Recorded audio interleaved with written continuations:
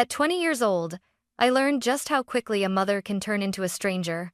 The night it happened, my mom didn't ask questions. She didn't look at evidence. She didn't even let me speak. She just stood there in the doorway, trembling with fury, and screamed the words that split my world in half. "You're a disgrace." And with that, she disowned me. My brother Ethan stood behind her, eyes shining with fake hurt, the lie he'd told resting perfectly on his tongue. One lie, one moment, and suddenly I was no longer her daughter. I still remember the sound of the door slamming, echoing behind me as I stumbled down the front steps with a suitcase I hadn't packed. I thought losing my mother's love was the worst thing that could ever happen to me. 2 weeks later, I realized something far more shocking. Her pride was about to break, not mine. People always said my family looked perfect from the outside. A clean white house, a neatly trimmed lawn, a mother who volunteered at church, a father who worked long hours but never complained, and 2 children, one shining star and one quiet afterthought. I was the afterthought. My name is Madison Carter, and for as long as I can remember, my older brother Ethan has been the center of my mother's universe. The golden child, the promising young man, the one mom bragged about to neighbors as if he were her personal trophy. And me? I was the reminder that not everything in her life turned out perfect. When we were kids, I thought Ethan and I were close. We built pillow forts, raced bikes, and stayed up late trading secrets under a shared blanket. But somewhere along the line, around the time he realized how easily Mom believed him, things shifted. He learned that one well-placed sentence could tilt the world in his favor, and he used it, over and over. If something went missing, Mom asked me first. If something broke, my name was the only one she called. If Ethan sighed and shrugged and whispered, "I don't know, maybe Madison?" that was enough. I was guilty. Dad wasn't much help either. He avoided conflict the way some people avoid spiders, skirting around tension like it wasn't his house, his children, his responsibility. And so my childhood was a constant balancing act, trying to stay small, stay silent, and stay out of trouble. I told myself it was fine, that not being the favorite didn't matter, that as long as I worked hard and stayed out of the way, things would be okay. But things weren't okay. Not when I turned 20 and earned a competitive internship at a local media firm, a position that, for the first time in my life, put me on a higher path than Ethan. My acceptance email lit something dark behind his eyes, a shadow I'd never seen before. He congratulated me with a smile that didn't touch his face. Mom barely reacted at all, just murmured, "Well, good for you, I suppose." That was the moment I should have realized it. Ethan didn't like losing his pedestal. And Mom? She didn't like seeing me climb. I didn't know it then, but the small crack forming that day would soon rip my life clean in half. Because pride is a fragile thing, and my brother was about to smash mine to pieces. I still remember the exact moment everything collapsed. It was a Thursday evening, quiet, ordinary, deceptively peaceful. I had just come home from my internship orientation, buzzing with excitement. For the first time in years, I felt like my life was truly beginning. But the house felt wrong. Mom was sitting at the kitchen table, stiff as stone, her fingers clenched around a stack of printed bank statements.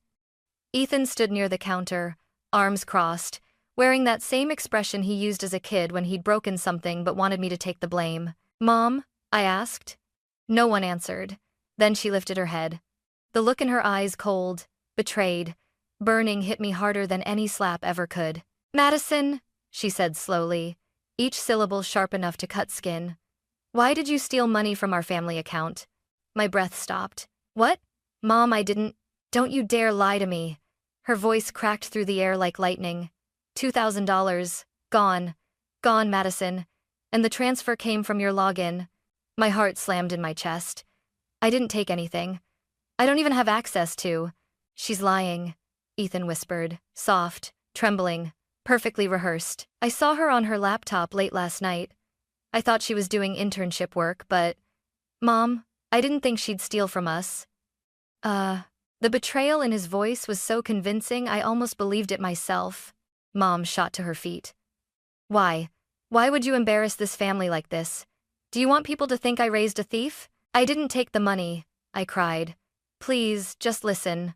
But she wasn't listening. She never listened. In 2 steps, she was inches from my face. "You are a disgrace," she hissed, her voice shaking with fury. After everything I've sacrificed for you? This is what you do? Hot tears blurred my vision. Mom, please. And then it happened. She slapped me. A sharp crack echoed through the kitchen. Ethan flinched, not from guilt, but because even he hadn't expected her to go that far. I stumbled back, hand pressed to my cheek, my entire body trembling. Get out, she said, pointing toward the door. Get out of this house. Right now. I looked at Ethan, my brother, the one who once held my hand crossing the street, the one I used to trust. He looked away. Mom, I whispered, voice breaking. Please. I didn't do anything. Her response was a scream, raw, furious, final. Get out. She shoved a half-filled suitcase into my arms. Clothes I barely recognized spilled out the sides. She must have packed it while waiting for me to walk in, like she'd already decided my guilt before hearing a single word from me. I remember the cold night air hitting my face as she forced me onto the front porch. I remember Ethan closing the door behind me. I remember the click of the lock. And just like that, I was no longer her daughter. What I didn't know, what none of us knew, was that the truth had already begun unraveling, thread by thread. And in 2 weeks, the lie Ethan used to destroy me would turn around and destroy her instead. The first night after my mother threw me out, I didn't cry. I thought I would. I thought I'd collapse on the sidewalk and scream until the whole neighborhood heard me. But instead, I walked numb, hollow, moving only because my legs refused to give up. My phone buzzed. Ava, my closest friend, was the only person I could think to call. She picked up after one ring. Maddie? Are you okay? You sound… Wait, where are you? I opened my mouth, but only one sentence came out. My mom kicked me out. Ava didn't ask why. She didn't ask for proof. She just said, come over. Now. 20 minutes later, I was standing in her doorway, soaked from the drizzle, holding my pathetic suitcase like a wounded animal. Ava didn't hesitate. She wrapped her arms around me, warm and fierce. Whatever happened, she whispered, you're safe here. And for a moment, I almost believed her. Ava's parents didn't question anything either. They gave me a blanket, a warm drink, and space to breathe. But the second I was alone in the guest room, everything I'd been holding inside finally cracked. My mother's voice replayed in my head. You're a disgrace. Get out. I don't want to see your face ever again. I broke. I pressed my hands against my mouth to muffle the sobs, terrified I'd wake the whole house. My body shook so hard the blanket slipped off my shoulders. I had never felt so unwanted, so disposable. The next morning, the world moved on like nothing had happened, except my world had been shattered. By day 3, the consequences hit me like another slap across the face. My internship supervisor emailed me. Due to concerns brought to our attention regarding an issue of financial misconduct, we have decided to withdraw your placement. My chest tightened. Financial misconduct? They didn't even ask for my side. Someone had fed them a story, and I didn't have to guess who. Ethan. He hadn't been satisfied just getting me kicked out of the house. He wanted the rest of my life ruined, too. I threw my phone onto the bed and sank to the floor. Ava rushed into the room. What happened? They took my internship, I whispered. They think I stole money. Ava's eyes widened. Did your mom call them? No. I swallowed. Ethan did. Because of course he did. He knew exactly where to hit, so I couldn't stand back up. That night, Ava and I sat on her bedroom floor, surrounded by tissues and empty soda cans, trying to understand why Ethan would do this. Did you two fight? Ava asked. No. Did you take anything from him? No. So why would he lie like that? I stared at the carpet. For years, I'd asked myself the same question. Once upon a time, Ethan was the brother who held my hand crossing the street. Now he was the reason I didn't have a home. Ava placed a hand on my shoulder. Maddie, this isn't normal. This isn't just sibling rivalry. I knew she was right, but I didn't know how deep his malice ran, not yet. Not until the first crack in his perfect lie appeared. A tiny crack, unseen, unexpected, and powerful enough to make everything he built start to fall apart. 1 week after my mother threw me out, I had almost convinced myself nothing would ever change. Some part of me believed Ethan had won. He had the house, he had my mother, he had my future in the palm of his hand. But then out of nowhere, the universe shifted. It happened on a quiet afternoon while Ava and I were grabbing coffee. I was staring blankly at my drink, replaying my mother's voice in my head for the 1000th time, when Ava suddenly tensed. Oh my God, she whispered. Maddie, don't look. Ethan is right behind us. My heart plummeted. Before I could react, Ava grabbed my hand. Stay still. Ethan hadn't seen us. He was talking to a friend at the counter. His voice drifted perfectly toward us, familiar, confident, dripping with arrogance. And then I heard it. The sentence that would change everything. She deserved it. My mom believed me instantly. She never checks the bank logs anyway. My stomach twisted. Ava's eyes snapped toward me, wide with disbelief. But Ethan wasn't done. It was easy, he continued, laughing under his breath. Transfer the money, blame her, and boom, problem solved. Now Mom finally sees her for what she is. Ava's nails dug into my arm. He just admitted it, she hissed. Madison, he literally just... I shook my head, terrified he'd turn around. But he didn't. He grabbed his drink and walked out like he hadn't just destroyed someone's life over a casual lie. My world spun around me. Ava leaned closer. Maddie, this is proof. We can do something with this. But I couldn't breathe. Couldn't think. My brother, my own blood, had said it so casually, so confidently, as if ruining me was nothing more than an inconvenience he'd finally solved. Pain I didn't even know I was still holding erupted inside me. When we got back to Ava's place, she paced the room. He said your mom never checks the bank logs. Do you still have access to the email tied to the account? I froze. Yes. Yes, I did. My mother had forced me to help her set up online banking years ago. She never updated the email. She didn't know how. My hands trembled as I opened the inbox. Ava hovered behind me like a hawk. Transaction alerts. Balance updates. Transfer confirmations. And then, there it was. A $2,000 transfer. Date. The night before I was kicked out. Sender. My mother's account. Recipient. A secondary savings account under Ethan's name. Ava gasped. Maddie, he was using your login but transferring it to himself. My throat tightened. This is everything. No, Ava corrected gently. This is just the beginning. Because now we had proof. Not just suspicion. Not just anger. Not just pain. Proof. Proof that my brother had framed me. Proof my mother threw me out over a lie. Proof that my life had been shattered by someone who enjoyed watching me break. But did I go to my mother right then? Did I storm into that house and force the truth into her hands? No, because I knew something she didn't. My mother didn't want the truth. Not yet. She wanted the version of the world where Ethan was good and I was disposable. And I wasn't going to walk into that house just to be thrown out again. Not until she had no choice but to see what was real. And that moment, the moment her pride shattered, was coming sooner than any of us knew. Ava wanted me to confront my mother immediately. You have proof, Madison. Actual proof. She can't deny this. But she didn't understand. My mother could deny anything if it protected her perfect image of Ethan. Still, a part of me was desperate. Desperate to hear her say, I'm sorry. I was wrong. Desperate to have a mother again. So, 2 days later, with the screenshots printed and trembling in my hands, I walked up the familiar path to the house I no longer belonged to. My chest tightened as I knocked. Mom opened the door. Her expression went from surprise, to annoyance, to disgust. What are you doing here? She demanded. I swallowed hard. I just need to talk. It's important. She crossed her arms. Unless you're here to confess, I don't want to hear it. My stomach twisted. This wasn't going to be easy. Mom, please, I whispered. Just sit with me for a minute. Something in my voice must have reached her, because she stepped aside. But the second I entered the living room, Ethan walked in from the hallway, his face twisting into the perfect mask of hurt innocence. What is she doing here? He asked gently, as if I were the threat. Mom, you don't have to listen to her lies. Mom immediately straightened. He's right. Say what you came to say and leave. I sat down on the couch. My hands shook as I pulled out the printed bank statement. This, I began, is the transfer you accused me of making. Mom rolled her eyes. Yes, the $2,000 you stole.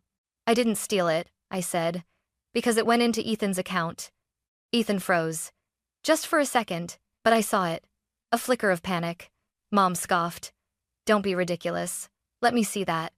She snatched the paper from my hand, glanced at it, and then did exactly what I expected. She pushed it away.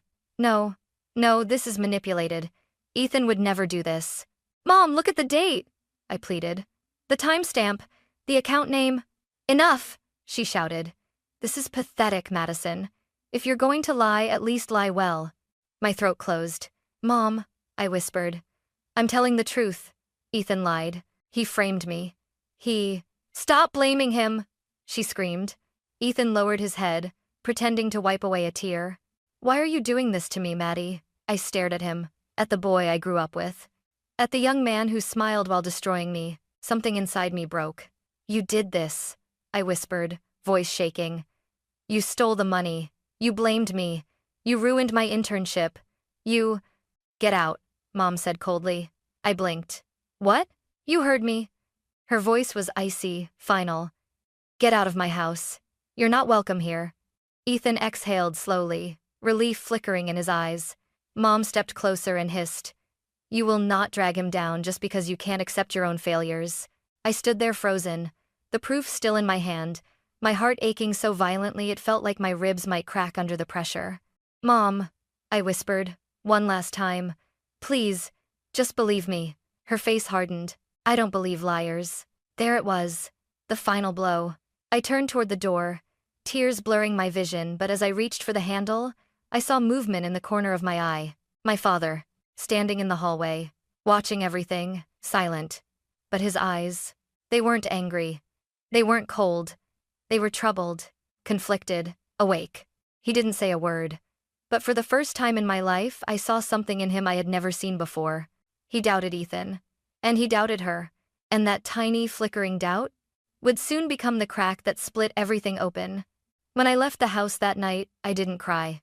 Not because I wasn't hurting God. I was hurting so badly it felt like my ribs were collapsing inward, but because something inside me had gone quiet. Too quiet. Almost like a storm waiting to break. I walked for nearly an hour before my phone buzzed. It was a number I didn't expect. Dad. I hesitated before answering. Hello? His voice came through low, cautious. Madison, can we talk? My feet froze on the sidewalk. Dad never intervened. Dad never challenged Mom. Dad never questioned Ethan. So why now? Where are you? He asked gently. I gave him the intersection, and 10 minutes later, his truck pulled up beside me. He didn't speak as I climbed in.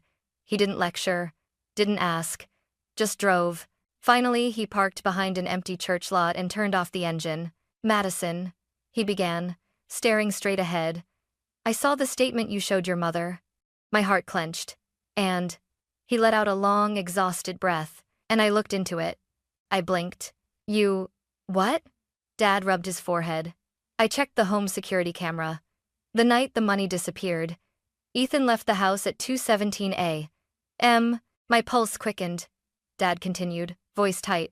He told your mother he was in bed all night, but the camera shows him getting into his car and leaving, and returning at 2:48, the same time frame as the transfer.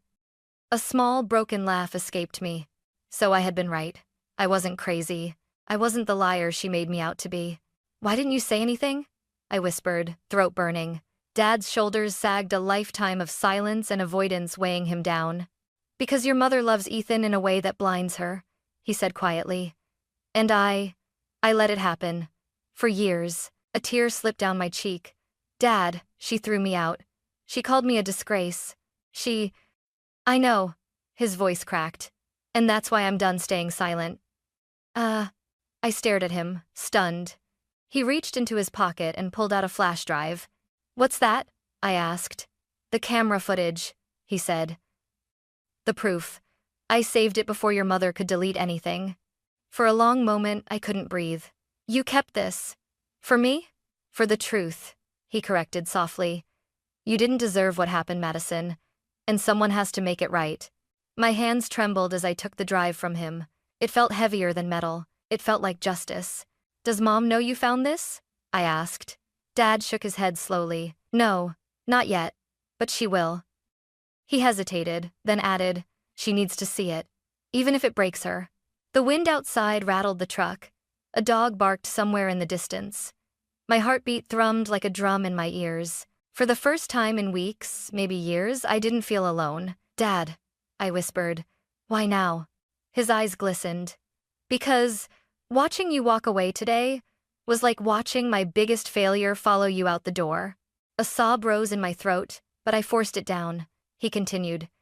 "And because Ethan won't stop, lies grow, Madison, and your mother will keep believing him until someone forces her to see the truth." His next words hit me like a punch, and that someone has to be me. The air grew still, the world quiet. Dad took a deep breath, steadying himself. "I'm going to tell her," he said. "Everything. And she's going to have to face what she's done." My fingers tightened around the flash drive. This was it. The beginning of the end. The first real step toward exposing Ethan and forcing my mother to confront the consequences of her blind loyalty. I wasn't sure how she would react. I wasn't sure what would happen to our family. But I knew one thing with absolute certainty. The truth was finally coming for them. And this time, it wasn't going to be ignored. My father chose Sunday night, not by accident. Sunday dinners were my mother's pride. A spotless table, perfectly folded napkins, candles lit as if we were a family untouched by lies. She'd invited relatives too, Aunt Grace, Uncle Martin, even Grandma Rose. Everyone dressed nicely. Everyone smiling. Everyone believing Ethan was the shining star of the Carter family, and that I was the disgrace. Dad told me to come at 7:30 p.m. "Trust me," he said. "Just be here." So I stood outside the house I'd been thrown out of, clutching the flash drive he'd given me. My palms were sweating. My heart hammered against my ribs like a warning I refused to hear. Voices echoed inside laughter. Clinking glasses. The warmth of a home that no longer belonged to me. I knocked. The room fell silent. Ethan opened the door, and the moment he saw me, his smile died. "What are you doing here?" he snapped quietly, jaw tightening. My mother's voice rang from the dining room, chipper and bright. "Ethan, who is it?" He hesitated, like he could physically block the truth from entering. But then my father appeared behind him. "Linda," he called out. "Madison is here." The entire table stiffened. My mother stood slowly, her expression hardening. "You weren't invited." "I invited her," Dad said firmly. The shock on her face was almost satisfying. Dad guided me inside and gently closed the door behind me. "Everyone," he said, voice steady. "There's something we need to discuss." Ethan paled. I could see panic crawling up his throat. "Dad," he said sharply, "don't do this." Mom frowned at him. "Do what?" Dad didn't answer. He walked to the television, inserted the flash drive and clicked the remote. A grainy video filled the screen. Our front porch. 2:17 a.m. Ethan slipping out the door, hoodie pulled over his head. Another clip. 2:48 a.m. Ethan returning, glancing around nervously before sneaking back inside. Then the bank statement appeared. The same transfer Mom had accused me of making, $2,000, sent to Ethan's secondary savings account. Timestamp, 2:38 a.m. The room erupted in murmurs. Mom went rigid, her face drained of color. She clutched the back of her chair like the world was tilting beneath her feet. "Ethan," she whispered, "tell me this is a mistake." He didn't speak. "Ethan," she repeated, louder, voice cracking. "Tell me," he swallowed. "Mom, it's not what it looks like." "Oh, really?" I stepped forward, my voice trembling but strong. "Because it looks exactly like the truth." He shot me a murderous glare. "Shut up, Madison." Dad slammed his hand against the table. "No. You will speak now, Ethan. And you will tell the truth." Everyone was staring at him, expecting, waiting. Ethan's lips parted and then he broke. "She deserved it." The room froze. Mom's breath hitched. "What?" "She always gets away with everything," he spat, pointing at me. "Everyone feels bad for her. Everyone acts like she's some innocent little angel. I'm the one who had to work for Mom's attention.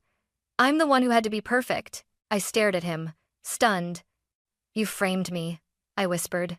"You ruined my internship. You let Mom throw me out. Why? What did I ever do to you?" Ethan's voice cracked. "You existed." A silence so thick it felt like drowning consumed the room. Mom stumbled backward into her chair, shaking her head violently. No, my son he wouldn't do this." Dad turned toward her, his voice quiet but merciless. "He did, and you helped him." Her knees buckled. She collapsed into her seat, hands trembling uncontrollably. Aunt Grace whispered, "Linda, how could you?" Mom looked up at me then, eyes red, terrified, shattered. "Madison, I didn't know. And for the first time in my entire life, I saw my mother break. Not out of anger, not out of pride, but out of the devastating realization that she had thrown away the wrong child. She reached for me, tears falling. Honey, please let me explain. I stepped back. Explain what, Mom? My voice shook. That you believed him without question? That you screamed at me? That you called me a disgrace? That you threw me out like trash? Her sobs grew uncontrollable. Madison, I'm sorry. Please, please don't leave again. But I wasn't the girl she abandoned on the porch anymore. I was someone she no longer had the right to break. So I said the one thing she never expected to hear. No, Mom, not this time. And then I walked away, leaving her pride shattered across the floor. Like the pieces of the daughter she refused to protect. I didn't look back when I left the house. Not at my mother sobbing into her hands. Not at my aunt whispering in shock. Not at Ethan sinking into his chair, realizing the world he'd built out of lies had finally collapsed. For the first time in years, I walked away with the power in my own hands. Dad caught up to me on the porch. Madison, he said softly. Wait. I turned, bracing myself. He didn't speak immediately. Instead, he placed a hand on my shoulder, firm, steady, nothing like the passive man he had been for most of my life. I'm proud of you, he said, his voice cracked. I'm sorry it took me this long to act. You deserved better from both of us. I swallowed hard. Thank you for finally seeing me, I whispered. He nodded, eyes heavy with regret. If you ever need anything you call me. For once, I believed him. I gave him a small smile, then walked down the steps. That night, Ava picked me up. She didn't ask questions. She didn't demand details. She simply pulled me into a hug and murmured, It's over now. You're free, Maddie. And she was right. For the first time in months, I slept without fear digging into my chest. 1 week later, I was leaving a job interview when I saw a familiar car parked outside my apartment building. My stomach tightened. Mom, she stepped out slowly, as if unsure whether she had the right to breathe the same air as me. Madison, she said quietly. I've been waiting for you. I crossed my arms, guarding myself. Why? She wrung her hands together, a gesture I had never seen from her. I wanted to apologize, she whispered. Truly. For everything. For believing him. For hurting you. For choosing the wrong child. Her voice trembled. I failed you. And no apology will ever erase what I did, but I'm going to try anyway. The wind blew between us, carrying her words into the quiet afternoon. Your brother is in counseling, she continued. And I'm starting therapy too, your father insisted. He said we have to face the truth if we ever want to be a family again. I lowered my gaze. A part of me wanted to run to her. A part of me wanted to scream. And a part of me just felt tired. I'm not ready, I said softly. Her lips quivered. I understand. But maybe one day, I added. We can talk. Really talk. When I can trust that you see me for who I am. A tear rolled down her cheek. I'll wait as long as it takes. She walked back to her car, shoulders heavy but hopeful. For the first time, my mother didn't walk away from me. She walked toward me. The life after. I got the job I interviewed for. A small media firm, not glamorous, not high profile, but somewhere I could grow without fear of someone pulling the ground out from beneath me. Ava and I found an apartment together, filled with hand-me-down furniture and mismatched dishes. Nothing fancy, but it felt more like home than the Carter house ever did. Some nights, when the world went quiet, I wondered whether I'd ever forgive Ethan, whether I'd ever let my mother back in, whether the wounds would ever fully heal. I don't know the answers yet, but I know this. I survived. I rebuilt. I rose. And the label my mother screamed at me that night, the one that haunted me for weeks, you're a disgrace. It doesn't belong to me anymore. It belongs to the people who threw me away. Final reflection. As I stood on my new balcony, watching the city lights glitter like distant stars, I realized something powerful. Family isn't the people who share your blood. Family is the people who refuse to believe the worst of you, even when a lie would be easier. My brother tried to destroy me. My mother helped him. But in the end, the truth shattered their pride, not mine. And as for me, I finally stepped into a life I created with my own hands, stronger, brighter, freer than anything I left behind.